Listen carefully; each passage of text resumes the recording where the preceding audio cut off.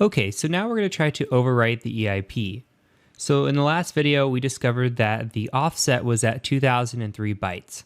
What that means is there's 2003 bytes right before you get to the EIP, and then the EIP itself is 4 bytes long. So what we're going to try to do is overwrite those 4 specific bytes.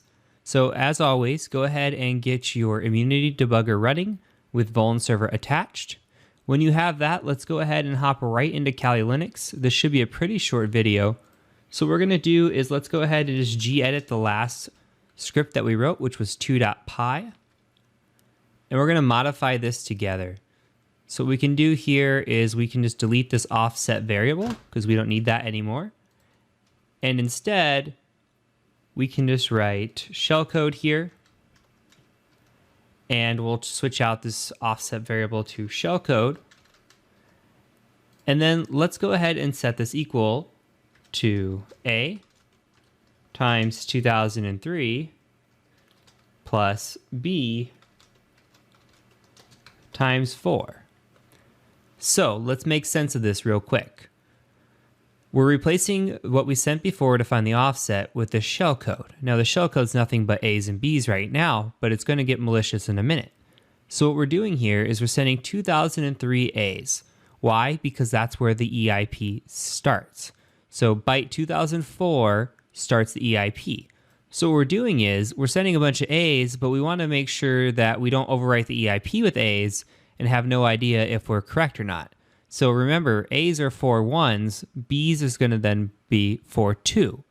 So in theory, we should see 4 2, 4 2, 4 2, 4 2 on the EIP when we overwrite it.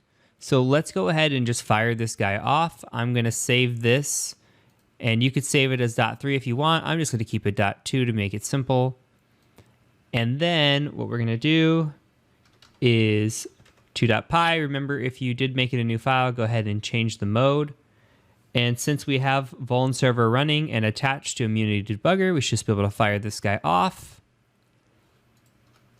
And it should break the program. So we have pause down here, access violation, great. Okay, so let's talk about what happened here. So you see the EAX, Trun ran through, bunch of A's, we're used to seeing that. EBP, 41414141, good, came through, but look here, the EIP is 42424242. Now we only sent 4 bytes of B's and they all landed on the EIP. Guess what? That means we control this EIP now.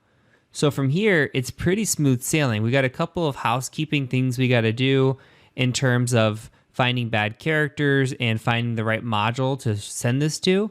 But once we do that, we're going to generate some shellcode. We're going to point this EIP here instead to that return address that's going to be malicious, and then we're going to gain root. So hopefully this makes sense. Again, just to reiterate, we have controlled the EIP, and now we're going to start to get malicious.